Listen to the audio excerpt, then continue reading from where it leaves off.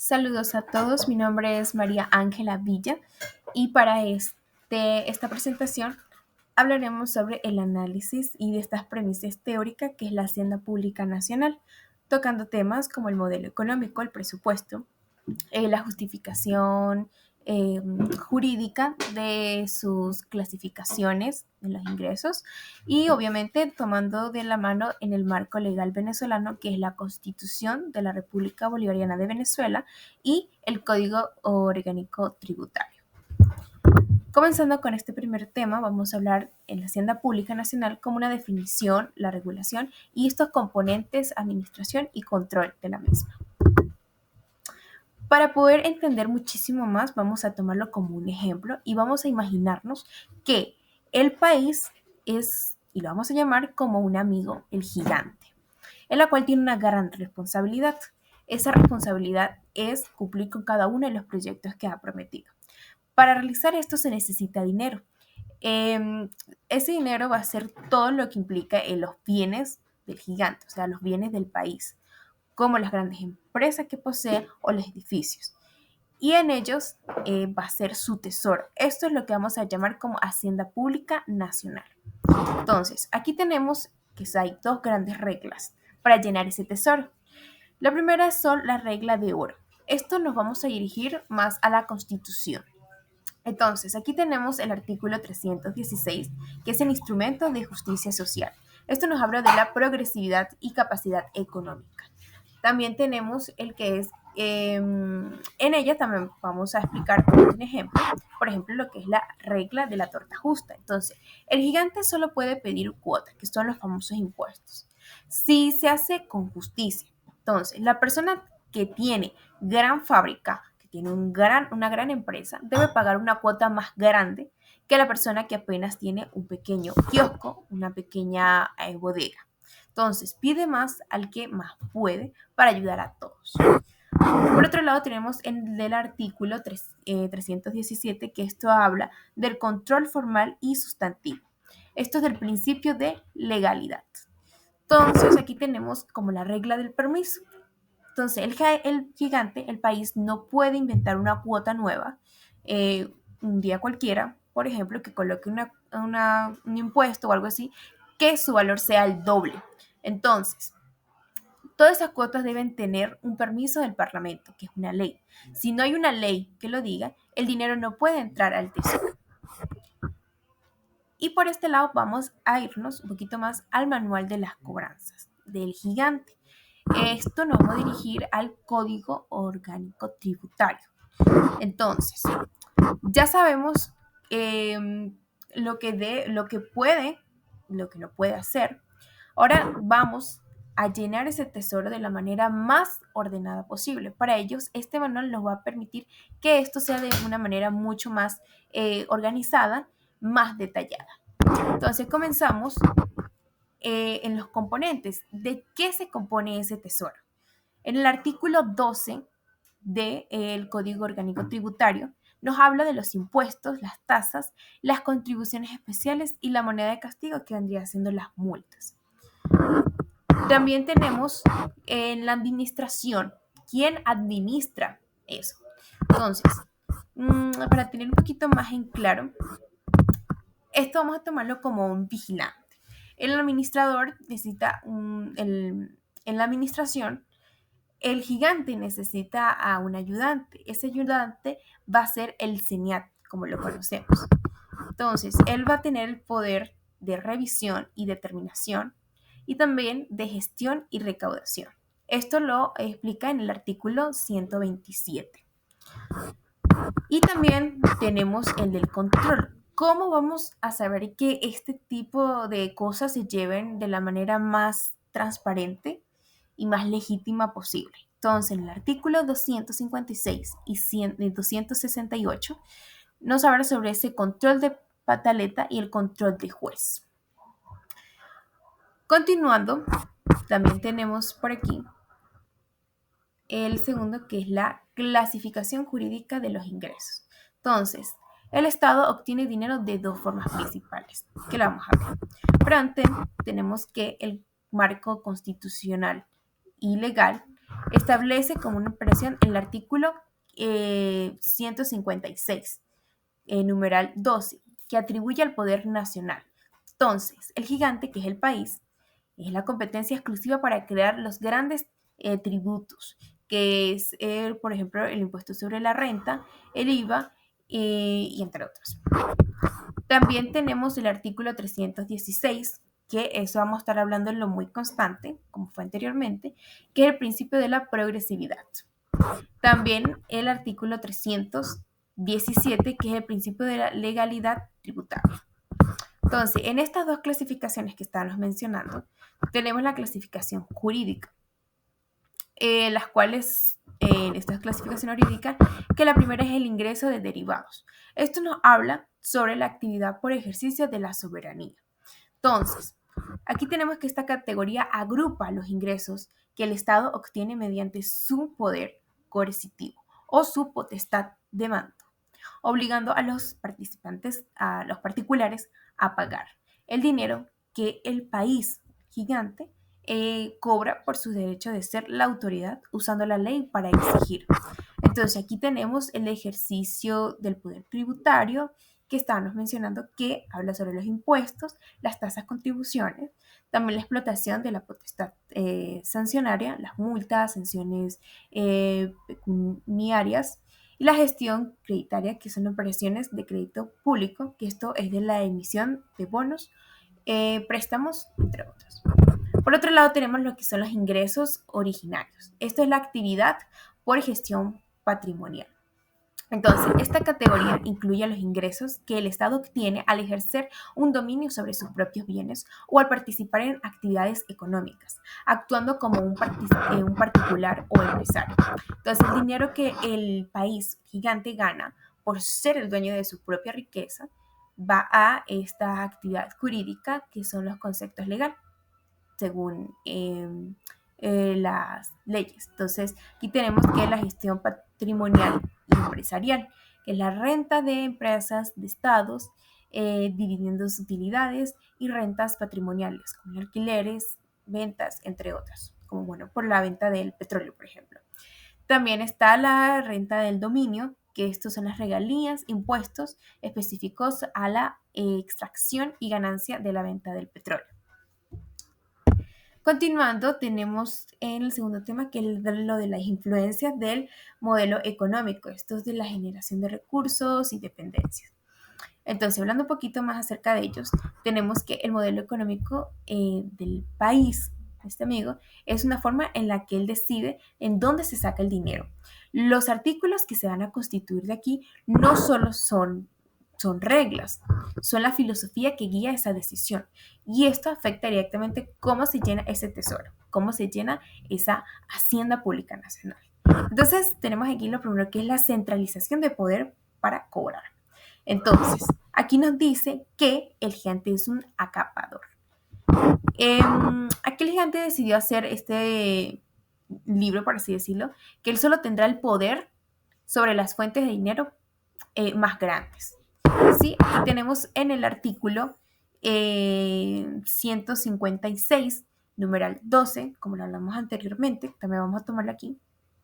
Y aquí la influencia en la generación es que esta regla garantiza que el 90% de los ingresos derivados, que son las cuotas obligatorias, que le hablamos anteriormente, vayan a la hacienda pública central.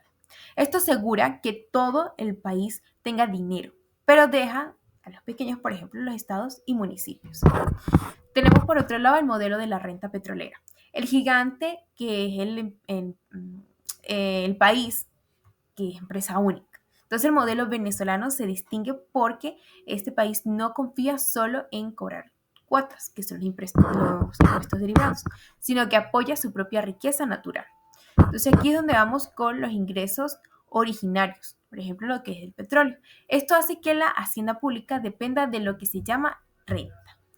Y su influencia en la generación, que es al ser el país, o sea, el empresario más rico históricamente, ha preferido usar ese dinero fácil, que es el ingreso originario, para pagar los gastos en lugar de esforzarse por ser eficiente en cobrar los impuestos difíciles, que son los ingresos derivados. O en efecto, si el precio del petróleo está alto, el tesoro se desborda y el gigante no siente la necesidad de presionar a sus ciudadanos para que paguen las cuotas, que son los impuestos. Esto debilita la cultura de pago. También tenemos que lo de la paradoja de la justicia y la eficiencia. Aquí hablamos en el artículo también 316, que este es el mandato de eficiencia y justicia. Su influencia más que todo es que obliga a que el diseño de los impuestos derivados, que son las cuotas, no sean para castigar, sino para distribuir mejor la riqueza. Pero si el gigante empresario, o sea, el país, el petrolero, tiene mucho dinero, le resta urgencia a que el gigante cobrador sea realmente eficiente. También tocamos nuevamente el artículo 317, que es el control de legitimidad, que su influencia está la regla que asegura que aunque el gigante tiene mucho poder centralizado, no puede abusar de él, inventando cuotas de un día para el otro, como lo están mencionando en principio de estas primeras presentaciones, ya que la estabilidad legal es la garantía de que el dinero entre al tesoro de esa forma predecible y no arbitraria. Y por último tenemos la gestión de gastos y la disciplina. Este es el manual de la contabilidad. Tomamos el artículo, el artículo de la República Bolivariana de Venezuela, que es el 319. La influencia como tal de esto es que si el tesoro se maneja con disciplina, la gente confía más y está más dispuesta a pagar sus cuotas, como lo dice en el artículo 133, que nos da a entender que para que uno va a pagar algo, sí sabemos que el país lo malgasta de una manera negativa y no tiene ningún fruto y ningún efecto positivo al yo realizar este tipo de deberes, por así decirlo. Continuando con el tema, vamos a hablar sobre lo de los presupuestos, la hiperinflación y los salarios. Este es el impacto en el trabajador público. Aquí tenemos de que la inversión pública, los ingresos y los gastos. Entonces, una vez que el gigante amigo cobra sus ingresos, que son las cuotas obligatorias y ventas del petróleo, entra en la fase más importante de este modelo económico, la gestión financiera. Para ello, la gestión financiera, esto no es solo gastar, es planificar cada moneda para cumplir con las promesas de justicia social. Entonces, aquí tenemos que la planificación obligatoria, esta nos habla acerca del presupuesto. El país no puede gastar por impulso, debe tener un plan de gastos anuales aprobado por el pueblo llamado como presupuesto nacional. Aquí es donde entramos en el artículo de la República Bolivariana de Venezuela, que es el artículo 319, el mandato de disciplina. Esto habla de eficacia, eficiencia y responsabilidad. Mecanismo de esta orden da origen a la Ley Orgánica de la Administración Financiera del Sector Público, conocido por sus siglas como LOAFS. La mecánica del plan. El gigante del país primero calcula todos los ingresos, luego distribuye esos fondos priorizando el gasto de inversión sobre el gasto de funcionamiento. Por otro lado tenemos lo que son los principios de gestión. Esto nos habla acerca de lo de la regla de oro del tesoro, que es la ley del presupuesto, que impone reglas estrictas para asegurar que el gigante sea el administrador responsable, como lo es en el equilibrio presupuestario, hablado en el artículo 318 y 319, que exige responsabilidad y estabilidad. También en la eficiencia en la asignación, como se menciona en el artículo 316, que exige la eficiencia en la recaudación y la distribución de cargas. Y también tenemos la anualidad y universidades, que es la de las leyes de presupuesto. Continuando con este mismo tema, tenemos lo de las inversiones públicas, que el dinero se construye en la promesa social.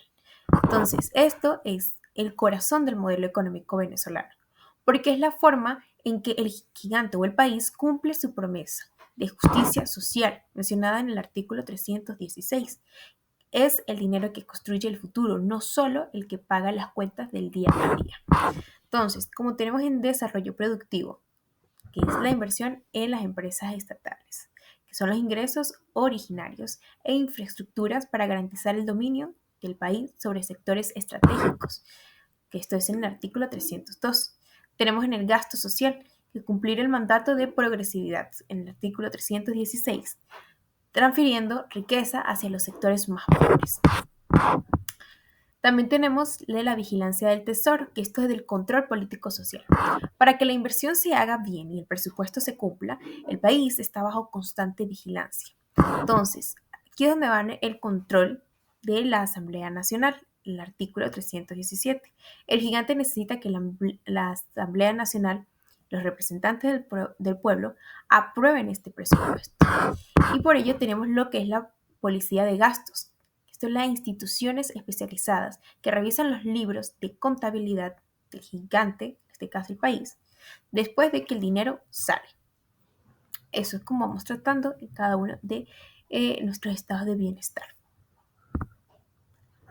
Continuando, tenemos el presupuesto público nacional. Entonces, para empezar, ¿qué es el presupuesto público nacional? Entonces, para nuestro amigo el gigante, el país, el presupuesto público es un gran plan anual de trabajo y cuentas. Entonces, es ese documento legal y técnico que detalla ingresos estimados.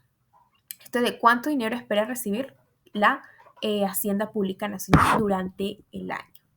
Los gastos autorizados. ¿En qué está autorizado el gigante o el país a gastar ese dinero? Ya sea en salarios, en gastos de funcionamientos e inversiones públicas.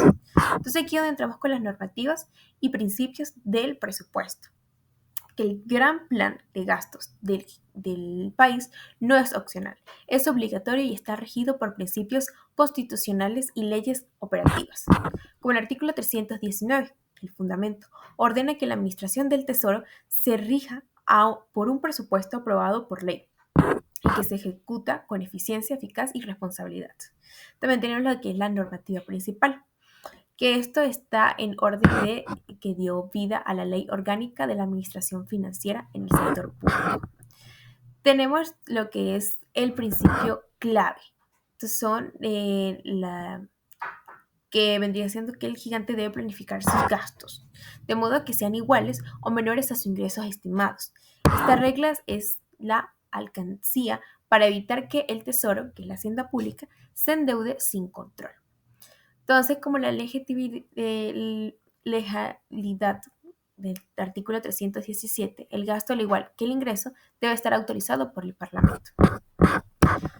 Y de esta manera, el gigante necesita este permiso de la Asamblea Nacional para ejecutar su plan, que sea anual, la universalidad, que esto es todo el dinero que entra y sale del tesoro, que debe estar incluido en el presupuesto sin excesión para garantizar esa transparencia, que esto vendría siendo lo de un año.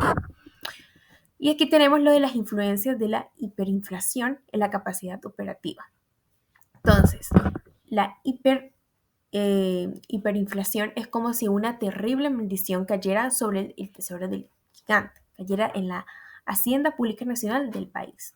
El dinero que entra pierde su valor cada día. Esto aniquila la capacidad operativa de todas las instituciones que dependen de él. Tenemos, por ejemplo, dos efectos. El efecto sobre el presupuesto, que habla sobre esa pérdida de sentido. La hiperinflación inutiliza el plan, que es el presupuesto, incluso antes de que el gigante empiece a gastar, mucho antes de ello. Entonces son ese cálculo de ingresos fallidos y esas asignaciones irreales.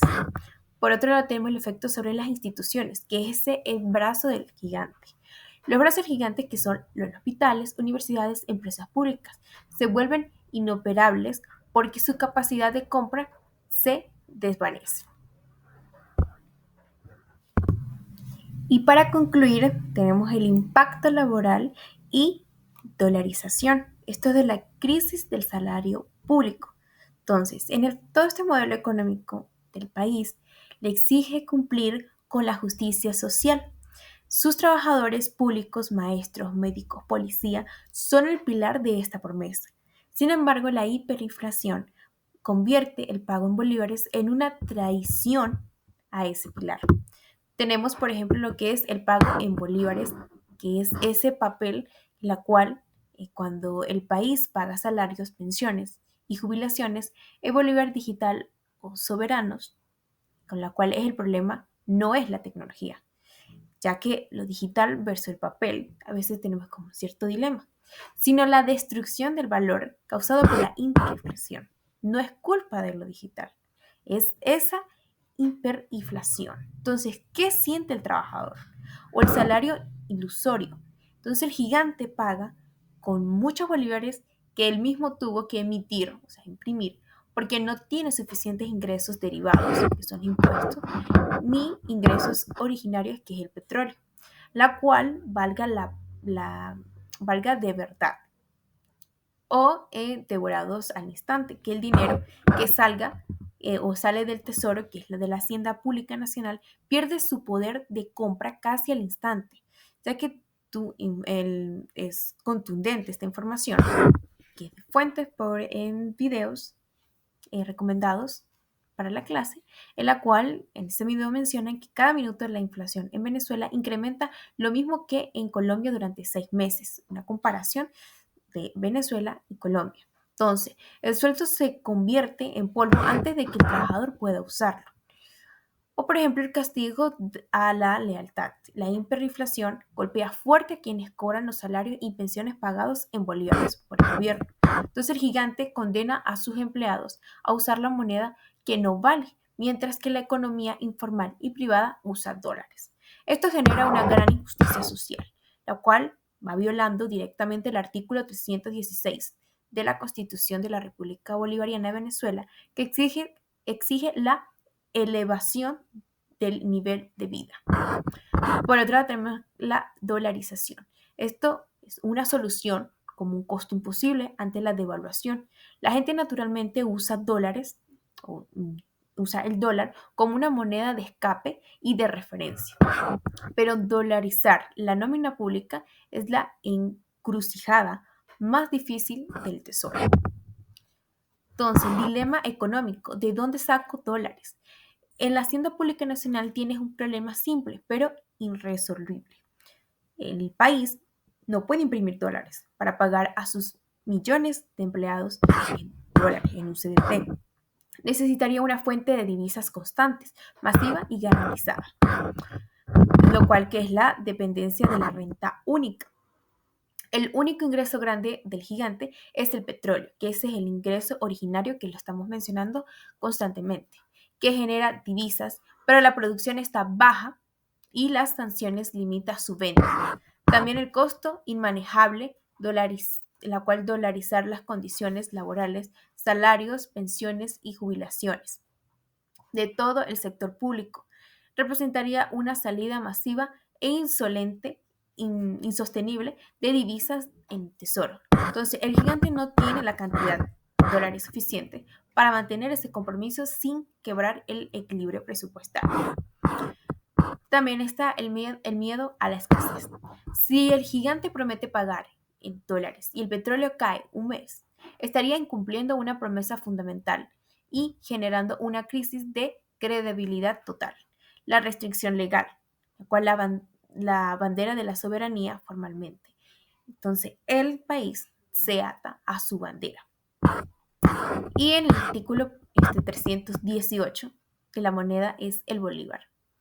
Este artículo establece que la moneda nacional, que es el bolívar, dolarizar formalmente la nómina como unidad de pago exigiría una reforma legal profunda, ya que implicaría delegar la soberanía monetaria a otro país. En ello tenemos también tenemos la ficción legal. Por esta razón, el país, el gigante, mantiene la ficción legal de pagar en bolívares y solo usa el tipo de cambio oficial, que es el PCB, como referencia para hacer ajustes o pagar bonos complementarios, manteniendo el salario base en bolívares sin valor.